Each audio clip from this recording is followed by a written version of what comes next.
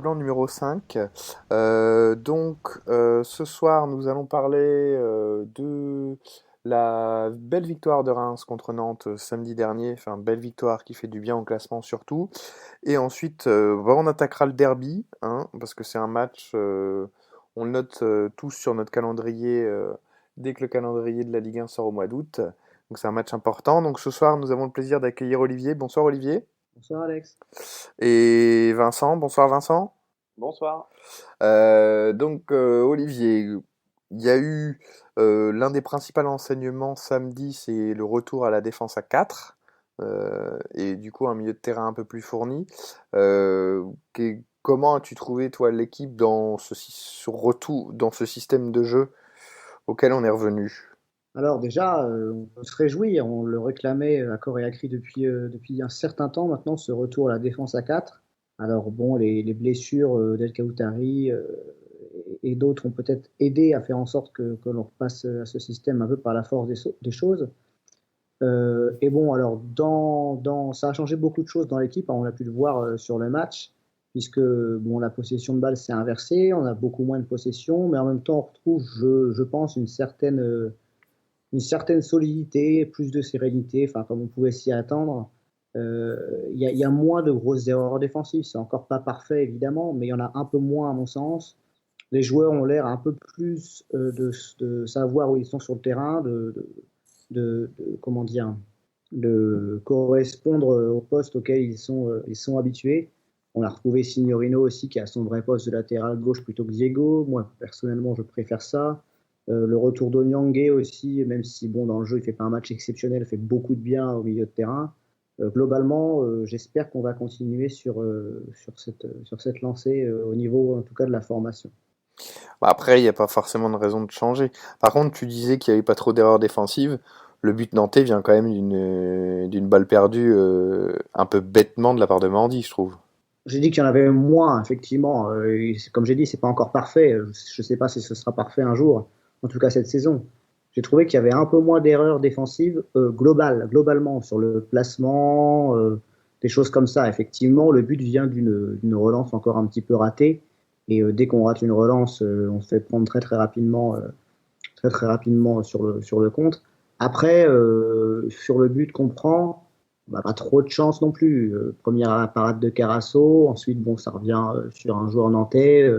Il y a à la fois, je crois que c'est Signorino et Carasso lui-même qui est pas très très loin de toucher la balle sur la frappe. Bon, c'est comme d'habitude, dès qu'on fait une petite erreur, on la paye cash.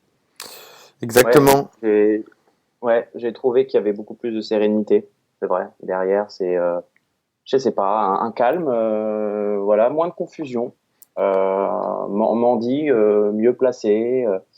C'est un Signorino qui sait où il va. Ouais, j'ai trouvé que on retrouvait enfin une défense sereine. Et comment dire, Kankava, que moi je trouvais un petit peu, comment dire, sur pas forcément en forme ces derniers temps, je l'ai trouvé plutôt bon sur ce match. Non? Oui, oui, oui, oui, bah Au oui. moins, je le trouve. Non, Vas-y, mais vas-y. disons Vas-y, vas-y, Vincent. avant il était bon, mais je trouvais qu'il avait peut-être un peu moins d'influence.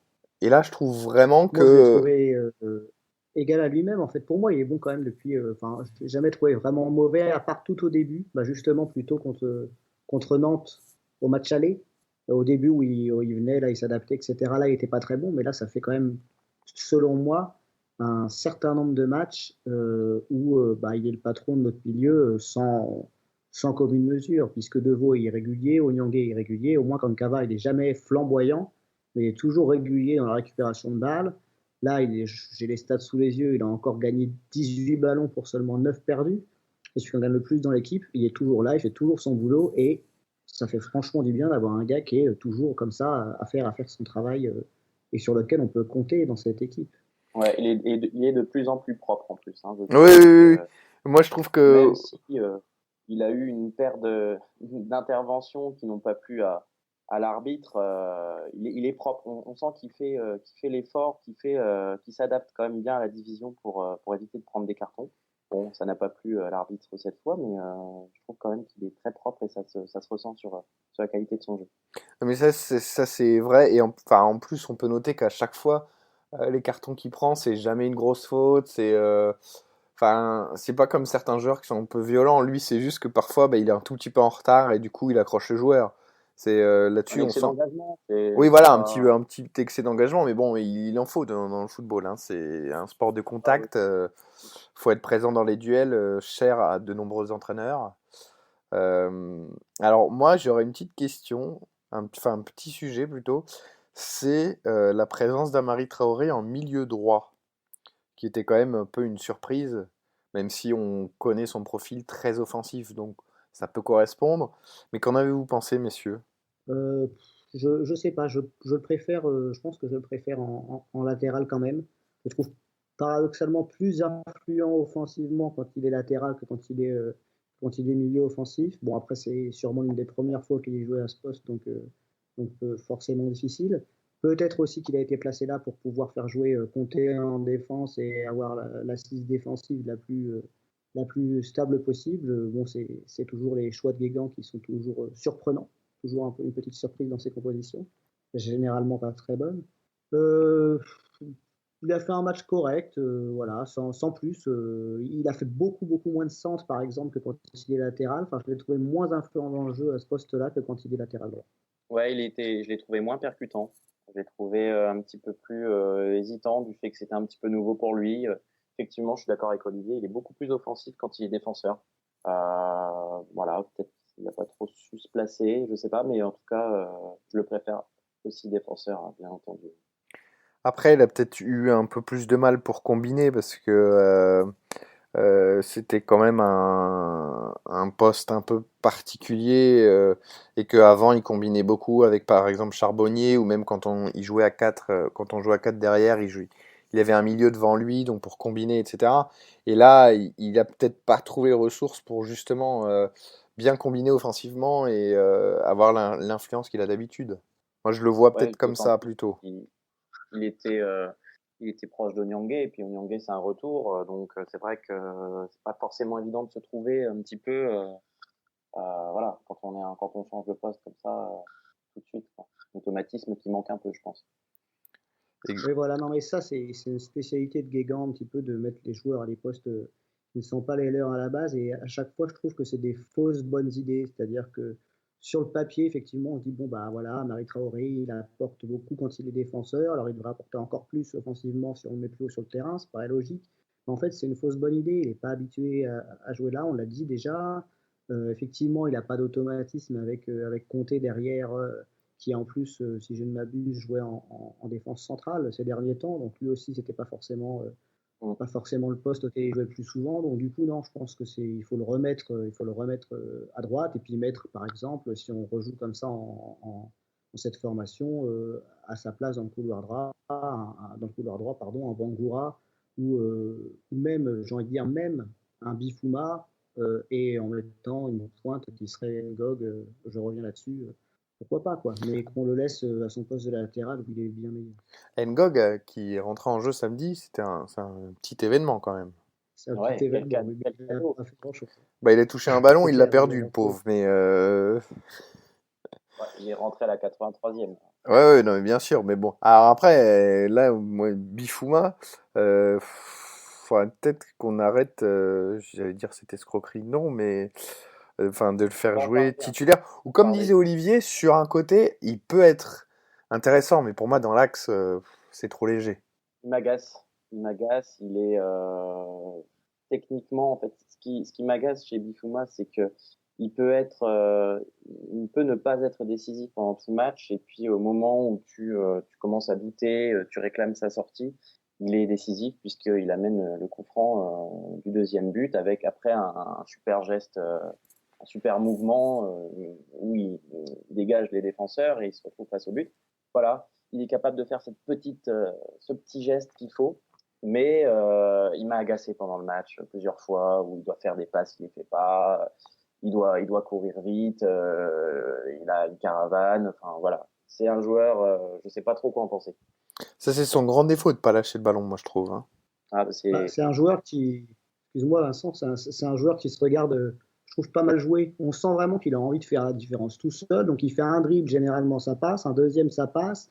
Un troisième, ça passe, il se dit, bon, bah, c'est tout, je vais au bout tout seul. En plus, il l'a fait contre Bordeaux, ça a fonctionné. Donc, il se dit, pourquoi pas.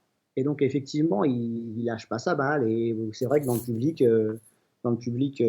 comment dire, samedi, les supporters, à chaque fois qu'il y avait le ballon, ils disaient, passe là, passe là, passe là. Et ils ne le faisaient jamais.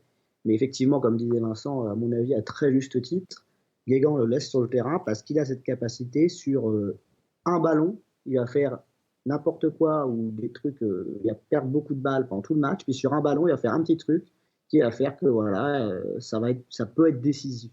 Il a la capacité d'être décisif que peut-être d'autres joueurs à Reims n'ont pas. Ça, oui, oui, bien sûr. Et il lui manque un petit vitesse et un peu de collectif, hein. Un peu de collectif et un peu de vitesse. C'est ça. Il serait très intéressant. Mais enfin, en fait, Il est censé courir vite. Hein. ouais, moi je le trouve quand même assez rapide hein, sur. Bon après, Ah, mais j'ai j'ai souvenir un du peu match à largué là, Monaco, mais la charnière centrale c'est Ricardo Carvalho, donc même moi je pense que je cours plus vite que lui. Mais moi je le trouve quand même assez rapide. Il est censé courir vite. Hein. Dans les anciens football managers, grosse référence, il avait la petite pointe de vitesse au maximum là, du radar. Donc, non, il est censé Ah être, oui. courir très vite, un joueur. Oui, oui, oui. Ça normalement ça va, mais oui, en fait il a besoin de simplifier son jeu. Ouais, mais plusieurs Ouais, fois, ouais. il arrivait en phase offensive et les défenseurs ne mettaient pas beaucoup de temps à le rattraper, quoi. Il n'arrivait pas Ouais, t'as vraiment raison. à prendre le devant. Voilà. Euh, c'est ce qui m'a donné l'impression. Après, les défenseurs nantais étaient peut-être rapides à ce moment-là, mais j'ai trouvé qu'il manquait un petit peu cette petite vitesse qu'il fallait, quoi. Oui, tu as Oui, raison. Sur ce match-là, je me suis fait cette réflexion aussi que plusieurs fois il s'est fait rattraper par les défenseurs nantais, alors pas les centraux, hein, mais plutôt les latéraux, et que c'était étonnant. C'était étonnant parce qu'effectivement, il est censé être plus rapide. Donc ouais, sur ça, je suis d'accord. bah Sabali est un joueur assez rapide hein, au niveau latéral nantais. Hein. Mais oui, normalement Bifouma devrait être plus Mhm. rapide. Bon, sinon sur ce match, moi il y a quelque chose qui m'a plu, enfin c'est difficile, mais qui m'a soulagé, c'est que bah, on a quand même maximum de réussite sur le deuxième but qu'on met. Ça faisait longtemps que je trouvais qu'on manquait de réussite devant, enfin voire même derrière, mais là j'ai passé un petit signe qui me fait espérer, parce que bon le coup franc de Depréville, je sais même pas s'il est cadré, mais je pense que s'il est cadré, le gardien l'a sans problème, et ça finit petit filet opposé, gros, gros, grosse réussite, et tant mieux, j'ai envie de dire. Non? Olivier? Oui, oui, effectivement, grosse réussite. J'ai envie de dire, enfin, par rapport à d'autres matchs, ce match-là, on mérite pas trop de le gagner. On est quand même, on est plus solide, mais on est aussi beaucoup moins présent offensivement. On a eu un énorme passage à vide en deuxième mi-temps et d'ailleurs, j'aimerais revenir un peu après peut-être sur ça, où tout le monde, mais vraiment tout le monde dans le stade, je pense, sentait qu'on allait s'en prendre un. Et le seul à ne pas réagir, ça a été qui? Olivier Olivier Guégan. Guégan. Hum, hum, hum. Euh, donc oui, on a grosse réussite sur ce match. À mon avis, on mérite pas vraiment de le gagner, mais ça compense pour les matchs, celui de Guingamp où on mérite de gagner. Celui d'avant, je sais plus ce que c'était, mais oui, effectivement, enfin, j'avais eu cette impression sur plusieurs matchs, pardon, qu'on méritait pas vraiment les résultats qu'on obtenait. Donc là, oui, bon, ça compense un petit peu. On a de la grosse réussite. On a fait une première mi-temps qui était bonne, faut le dire aussi quand même. Hein, faut pas tout le temps être critique. On a fait, à mon avis, une bonne première mi-temps. Inexplicablement, en deuxième mi-temps, on s'est vraiment effondré. Et c'est là, j'y reviens encore, il aurait fallu changer quelque chose. Et ça n'a pas été Ouais. fait, beaucoup trop tard. Hum. On a attendu de se le prendre, en fait, pour changer quelque chose. Et ça, c'est quand même dommage. Ouais. Donc, Et même après hein, on a mis du temps, je crois. Hein. Il me semble, quand on prend le but, il n'y a pas de changement tout de suite, il me semble. Hein. Je, ouais, dis ça faisait peut-être une une bêtise. dizaine de minutes plus tard. Il marque à la Ouais. 68e, Odell, et les premiers changements, je crois qu'ils sont vers la 75 ou un truc Dix comme ça. minutes plus tard, à peu près. Ouais, c'est ça, à la Voilà. 76e, ouais. Endom pour Onyangé. Et oui, voilà, et Sinon, vive le changement en plus. bah non, mais c'est vrai on sentait qu'il manquait il manquait quelque chose, qu'il fallait changer et on savait tous dans le stade qu'on allait se prendre un but, on se le prend et puis on attend encore 10 minutes derrière pour voir le moindre changement. Il y a un changement pas forcément judicieux pour moi. Voilà, inexplicable hein, ce passage à Ouais, vide dans justement, l'effort. Voilà, je sais pas. Vincent, quel aurait été pour toi le changement judicieux? Parce que quand on voit la liste des remplaçants, il y a quand même quasiment que des joueurs offensifs, à part bon, Agassa et Thuram et Endom. Ouais, non, mais tu sais, je dis, je dis, c'est pas forcément judicieux, mais j'ai pas forcément de bonne idée. Difficile de trouver la solution finalement. Je sais pas, moi j'aurais vu un petit peu de percussion offensive à rajouter. Je sais pas, moi j'aurais bien fait rentrer un charbonnier, hein, tout simplement. Je sais pas, je sais pas comment, mais et même un Sibatcheux, je trouvais que son côté, je peux déborder un petit peu, je peux aller un peu chercher le ballon, décaler, euh, faire l'effort, relayer. Je pense que il m'aurait bien plu à ce moment-là où offensivement on était d'un néant total, quoi. Ouais, pour ma part, bon, on va dire que je suis obsédé avec ça, mais j'aurais fait rentrer Ngog à la place de Bifouma pour la bonne et simple raison qu'on avait énormément de mal à se dégager, que on faisait beaucoup, on a fait beaucoup ça pendant tout le match, des dégagements en hauteur vers l'avant-centre, qui était Bifouma, mais le pauvre, il doit être aussi grand que moi, donc il a du mal à prendre le ballon de la tête, c'est normal. Même s'il a fait des bons contrôles de la poitrine, quand même, à son actif, il faut lui noter ça. Mais c'est normal qu'il ait du mal sur des ballons comme ça, aériens, et une présence un petit peu plus forte, un petit peu plus dense et haute, surtout en attaque à ce moment-là, ça aurait pu permettre de conserver un petit peu le ballon loin de notre but, un peu plus longtemps, et d'être moins comme ça sous pression permanente de Nantes pendant bien 20-25 minutes. Après, comme le disait Alex, sur le banc, on a défensivement personne. Puis au À milieu de part terrain, Endom qui est le seul milieu de terrain. voilà, au milieu de terrain, Voilà, il n'y a personne, il n'y a pas de milieu euh, défensif. Thuram, bon, c'est un arrière, mais un arrière très offensif, donc c'est pas ça qui allait aider en défense. Donc bon, si vous voulez faire un changement au milieu, bah, c'était Endom, quoi. Et on pouvait se dire qu'Onyangé étant de retour, il était peut-être fatigué, etc. Donc le changement, bon, j'étais un peu dur dessus. Peut-être qu'il est logique finalement, mais quoi qu'il en soit, il est trop tardif, encore une fois. Et il en manquait. Ngog aurait pu rentrer. Charbonnier, je sais pas où il aurait pu rentrer dans ce Ouais, match. c'est ça le problème. Quelle position? Je ne sais pas trop. Euh, Au milieu de terrain, peut-être, mais encore, est-ce qu'il n'aurait pas joué trop? Je ne sais pas. Non, je ne le voyais pas trop dans ce match. Voilà, globalement, voilà moi ce que j'aurais fait. Bon, alors on va faire un petit point sur le classement parce que avant de se projeter sur le match de 3, sauf si messieurs vous avez des choses à rajouter sur le match de Nantes. Euh, Pas forcément, mais j'aimerais encore saluer l'excellente performance de notre Nico, Ah parce que oui, il m'impressionne de match en match et je pense il faut vraiment qu'on en parle parce que il est extraordinaire. Voilà. Euh, oui, bien sûr. je ne dis pas personne en disant ça, et je trouve qu'il fait encore un match incroyable. Il est, pour moi, c'est vraiment une redécouverte finalement. Et c'est vraiment l'année où il explose et c'est génial, quoi. Moi, je prends un plaisir fou à le voir jouer. Oui, tout à fait d'accord. Effectivement, il faut insister sur ce qui va bien aussi. Et de Préville, effectivement, bon, bah, on n'apprendra ça à personne, hein. Euh, de match en match. Pareil, lui aussi est régulier. Je parlais de Kankava qui était régulier tout à l'heure, mais Depréville aussi est vraiment régulier globalement dans ses performances. Et heureusement qu'il est là. Donc oui, il faut noter ça aussi. Après, moi, si j'ai une chose à rajouter, c'est j'étais un peu triste de l'ambiance et du stade si peu rempli pour un match important comme ça. Bon, 12 143 personnes, c'est quand même pas énorme. Une Mhm. ambiance moyenne, j'ai trouvé. Enfin, on sent que les gens ont peut-être peur dans les tribunes et sont énervés, mais bon, il faut essayer de faire quand même son possible pour, euh, pour supporter l'équipe. Et donc, j'ai trouvé ça un petit peu triste de voir si peu de personnes et, euh, et pas tant de soutien que ça. Voilà. D'accord, donc c'était le mot de la fin sur le match de Nantes. Donc un point au classement. On fait une plutôt bonne affaire, je trouve, au classement avec cette victoire parce que Ajaccio fait match nul, donc on prend 2 points d'avance sur le 18e. Bon, attention à Toulouse qui gagne encore et largement, qui reste à 4 points de nous, donc c'est pas énorme, sachant qu'ils ont un calendrier, je crois, assez, assez aisé.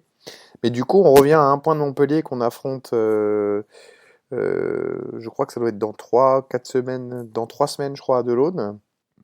Euh, Euh, on revient à 3 points de Guingamp et on est à 4 points de Marseille, si je ne m'abuse, qui a fait match nul hier soir.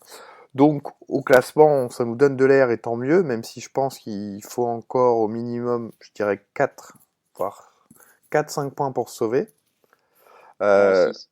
voire 6. Bravo. Donc, il faudrait à tout prix prendre 3 points contre 3 la semaine prochaine. 3 qui n'a jamais gagné à domicile cette saison.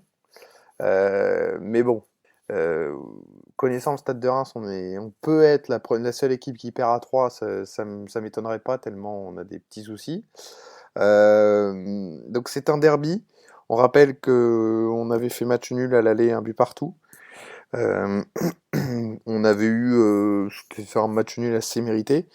Bon, 3 par contre, ça semble quand même très très faible. Là, j'ai envie de dire, si on gagne pas 3, on doit pas se maintenir en Ligue 1, quoi. Ouais, Non? ce sera un peu révélateur, hein. C'est un peu un test. T'as raison, hein.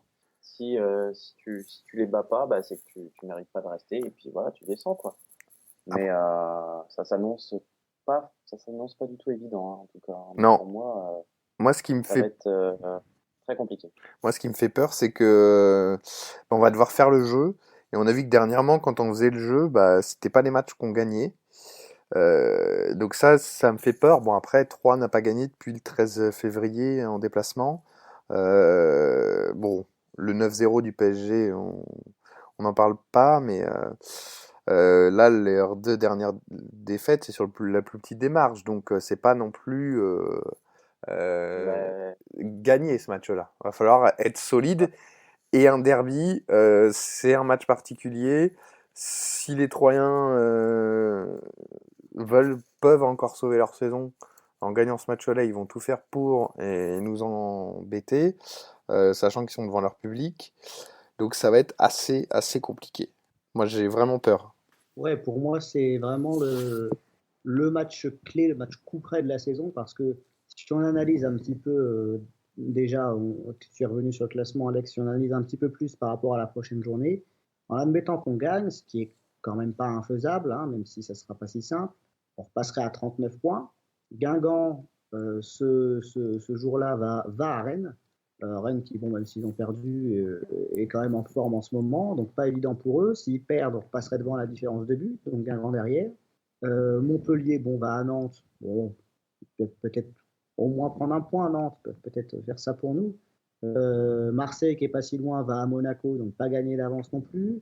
Il y a des matchs difficiles pour nos concurrents. Le Gazélec Toulouse est reçoit à Ajaccio. Lorient, Toulouse est à Lorient et Gazélec est face à Lille. Vraiment une journée où on peut vraiment faire un trou au classement et, euh, et vraiment marquer nos adversaires. Parce que si Toulouse ne gagne pas ou fait que match nul, bah, on les met à 6 points et il ne reste plus que 4 journées, ils seront quand même moins bien. Enfin, dans leur tête, ils ne seront plus sur la même dynamique. Si Ajaccio prend pas de points, c'est pareil, ils seront à plus de 3 points de nous. Donc ça y est, la fameuse barre des 3 points sera passée. Guingamp qui repasse derrière, ça peut les faire Montpellier aussi. stresser aussi. Montpellier qui peut repasser derrière, ils ne sont pas sereins non plus. Franchement, pour moi, c'est le match à gagner, impérativement, plus que tous les autres qui vont venir. Et contrairement à Vincent qui disait 6 points, moi je pense qu'on peut s'en sortir avec moins de 6 points. Si on gagne là, on est à 39 et qu'on prend allez, 1 ou 2 points, avec, à mon avis, avec 5 points, on se maintient. Avec 5 points, on se maintient, parce que les autres n'iront pas chercher beaucoup plus. Mais ça, Donc 4-5 points, à mon avis, c'est. je suis d'accord que le match contre 3 peut nous permettre d'accrocher le bon wagon.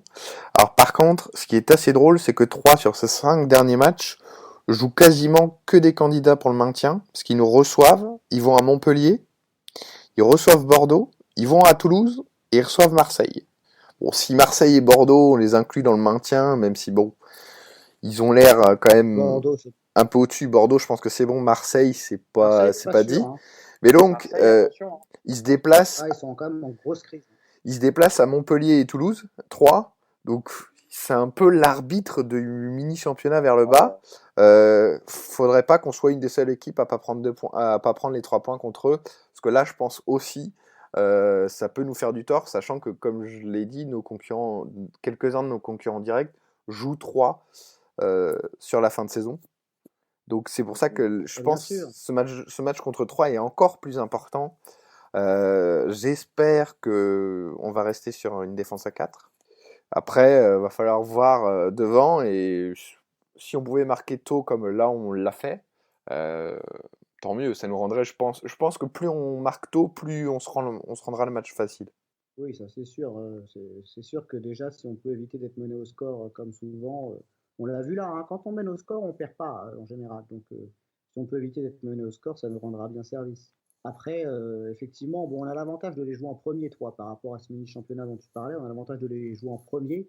Donc, si on gagne, la pression sera sur les autres. C'est pas comme si on jouait trois en dernier alors que tout le monde a déjà gagné contre eux et que Ouais, c'est vrai. on C'est disait vrai. 3 points. Bon, voilà, faut absolument les prendre. Donc là, on est vraiment dans la position où on peut mettre la pression sur tout le monde. 3, bon, ils sont quand même, c'est quand même hyper faible. Enfin, 2 victoires sur la saison, si on perd, c'est un drame. Enfin, voilà, moi j'ai bon espoir, pour une fois, j'ai bon espoir qu'on puisse s'imposer face à 3. Je sais pas, je serais Caillot, je doublerai les primes de victoire parce que c'est vraiment le match à gagner de la saison, quoi. Surtout que si Ouais. on se projette dans le calendrier, la journée d'après, bon, nous on va à Nice, donc c'est vraiment pas gagné, mais on peut se dire que Toulouse prendra pas les 3 points parce qu'ils reçoivent Lyon qui est en pleine bourre. Donc là, c'est vrai que le match de 3 revêt une importance toute particulière, et en plus c'est un derby. Alors on va espérer qu'il n'y ait pas d'interdiction de déplacement pour les supporters rémois pour qu'il y ait une bonne ambiance là-bas et qu'on puisse être derrière notre équipe. Ça, c'est moins sûr. Mais en tout cas, le match contre Troyes me paraît vraiment crucial, comme le disait Olivier. Et franchement, au niveau de leur effectif, là, je le regarde. Bah, Chris Mavinga, il va bien nous arranger à prendre un rouge ou à marquer un contre son camp. Il nous l'a fait toute la saison dernière, donc ça pourrait être sympa. Mais sincèrement, il y a pas grand-chose, quoi. Meilleur buteur, Fabien Camus, 3 buts. Oui, et puis bah, ils ont aussi celui qui est parti à Lorient, là, qui a marqué contre nous, qui a marqué Cabot 3 est buts parti. aussi. Cabot. Ah non, Cabot, voilà. si, Cabot, oui. Cabot, ouais. Mais ouais, non, mais là, mais je sais pas pourquoi Pardon. Reims, c'est typiquement Stade de Reims de perdre à 3. Je sais pas si vous êtes d'accord avec moi. À 3, je garde pas des super souvenirs hein, des déplacements. Non? Remarquez, les déplacements à Sedan, j'ai pas des super souvenirs non plus, mais ouais, je me souviens pas avoir vu une victoire à 3. Enfin, en tout Bah, cas, je crois c'est bon. que c'est Arnaud Valadon sur Twitter qui a sorti ça. Je crois que ça fait depuis les années 70 qu'on n'a pas gagné à 3 ou quelque chose comme ça. Je vais essayer de Ouais, retrouver son tweet. Mais la stat est assez affligeante. Même en Ligue 2, hein. ouais, ouais, non, c'est vrai. Mais il faut une première fois à tout. Voilà, selon donc Il faut rompre la série. voilà, 27 octobre 73, la dernière victoire de Reims à 3. Donc je crois qu'aucun de Ouais, nous, on aucun de voit nous que n'était c'était né, une date messieurs. anniversaire. Non, mais moi, ce qui me fait un petit peu peur, c'est quand je vois la prestation de 3. Enfin, je sais pas si dans le jeu c'était correct, mais Saint-Etienne a attendu la 75e chez eux pour pouvoir s'imposer 1-0 à l'arraché contre 3. Donc je vois pas ce qui pourrait empêcher cette équipe troyenne de nous embêter très très longtemps au stade de l'Aube, quoi. Ouais, alors après, ils ont été quand même assez dominés. 60-40 de possession de balle. Ils ont 9 tirs, ils encadrent un seul. En face, il y a 16 tirs, dont 7 cadrés. Il y a quand même 3 a pas été si bon que ça. Ouais, non, mais 3 peut être accrocheur. Hein. Je vois qu'ils ont fait 2-1 à Nice. Bon, vu comment Nice joue en ce moment, un 2-1 à Nice, c'est assez honorable, hein, malgré tout, quand on est une équipe qui a 14 points. Non, je sais pas. Je suis pas hyper serein pour cette rencontre, en tout cas. Serein, ce serait pas le mot, mais bon, si on part en se disant ça va être difficile, c'est normal, et il faut partir en se disant que ça va être difficile, parce que si on se dit que c'est gagné, c'est le meilleur moyen de perdre. Mais moi, j'ai bon espoir quand même qu'on puisse surmonter 3 en plus, si on prend comme référence les dernières saisons, où quand on a eu des matchs un petit peu vraiment dans les derniers matchs coup près à gagner, parce que sinon on était vraiment mal, et Evian, Nancy, tout ça, on les a gagnés dans la douleur, mais on les a gagnés. Euh, pour moi, c'est un peu ce genre de match. Et si les joueurs là, en plus avec la dynamique de la victoire contre Nantes, pardon, sont pas hyper motivés pour gagner et donnent pas tout, euh, c'est à ne rien comprendre. Donc, je vais faire mon petit pronostic et j'y crois. Bah, moi aussi, j'y crois. Déjà parce que la semaine dernière, j'ai été le seul à parier sur une victoire de Reims dans le podcast et j'ai eu raison. Mais j'y crois aussi parce que certes, on va devoir faire du jeu Et là, on l'a vu samedi, on n'a pas forcément fait de jeu, mais on gagne, alors que quand on en fait, on n'arrive pas à gagner. Mais bon, je me dis que 3, c'est typique, c'est une équipe qui a, on va dire, les mêmes caractéristiques que nous, parfois dans le sens où ils jouent pas trop mal, ils ont des occasions, etc. Mais peu de tirs cadrés, mais on met pas les ballons au fond, etc. Et c'est encore pire que nous de ce point de vue-là. Donc là, sincèrement, je nous vois quand même au-dessus. Après, c'est un derby, on sait tous qu'un derby, c'est un match particulier, même si c'est pas le derby le plus chaud de Champagne-Ardenne. Euh, enfin oui, de Grand Est, pardon, maintenant la région. Euh, les Troyens, je pense que si avant la saison on leur disait vous pouvez gagner qu'un match à domicile, c'est lequel? Je pense que c'est le match contre Reims, quoi. Ouais, même si je suis pas sûr qu'aujourd'hui les supporters de Troyes viennent en masse pour voir perdre Reims. Je suis pas sûr que ce soit quelque chose qui leur tienne tant à cœur, euh, ce derby. Je sais pas. Bah Ouais, écoute, non, je suis pas sûr non plus. C'est quand même c'est un mini derby, hein. C'est pas le Reims-Sedan. Il y a un peu moins de passion autour de ce derby-là quand même, je trouve. Donc, Oui, puis quand tu as 14 points, c'est ça. une victoire contre Reims, est-ce que ça te fait oublier la saison pourrie? Non, ça te fait 17 points et puis tu restes le dernier, tu restes la lanterne rouge. Voilà, je sais pas. Moi, je pense que il y aura pas un monde fou pour venir voir cette équipe de Reims et tant mieux. Justement, si on peut le déderbifier, je dirais, c'est pas plus mal. oui, tout à fait. Et bon, bah messieurs, sur ce match-là, je vais vous demander un petit pronostic, sauf si vous avez d'autres choses à dire. Non, Ça va. non, pour moi, je pense qu'on a fait le tour. Moi, je vais dire les 2-1 pour Reims, parce qu'on est incapable de faire un match sans se prendre de but, donc on s'en prendra un quand même, mais on va gagner 2-1. Vincent? Eh ben moi, je vais rester sur ma lancée du match compliqué. Je vais dire un match nul, un partout. On va ouvrir le score et puis on va pas réussir à le tenir ce score. Voilà. Bon, moi, je vois un 3-1 chez des buts. Et comme vous, je pense qu'on n'arrivera pas à faire une clean sheet. Donc, c'est pour ça qu'on prend un but, mais je pense que on va ouvrir le score et je pense qu'on va vivre un match assez tranquille pour les nerfs. Enfin, je l'espère. Euh, et puis, bah, on espère que la semaine prochaine, les résultats nous seront favorables pour le prochain podcast et qu'on pourra peut-être commencer à penser à la saison prochaine en Ligue 1. On n'y est pas. Mais autre chose que je voulais rajouter justement sur le match contre Troyes, c'est que si on le gagne et que les résultats nous sont favorables et qu'on fait un petit trou sur derrière, ça peut permettre aux gens qui s'occupent du sportif au club d'entamer des négociations avec des joueurs sur le fait qu'on sera en Ligue 1 l'an prochain et de pas attendre le dernier moment si on se sauve à la dernière journée. Donc ça, c'est aussi un point important d'essayer de se sauver le plus tôt possible. Bon là, on sait très bien qu'on va lutter jusqu'au bout presque, mais ce match contre 3 peut être le match qui nous fait basculer du bon côté. Donc voilà, c'était le mot de la fin. Si vous avez rien à rajouter, messieurs, C'est bon pour moi. c'est bon. Eh ben C'est bon écoutez, pour, dans ce cas-là, je vous souhaite une bonne soirée. C'est bon pour moi. C'est bon. Eh ben c'est bon écoutez, pour dans ce cas-là, je vous souhaite une bonne soirée et bonne semaine à tous. Et le match de samedi sera à suivre sur En Rouge et Blanc, donc le Facebook, le Twitter et le Snapchat. Donc on vous souhaite une bonne semaine.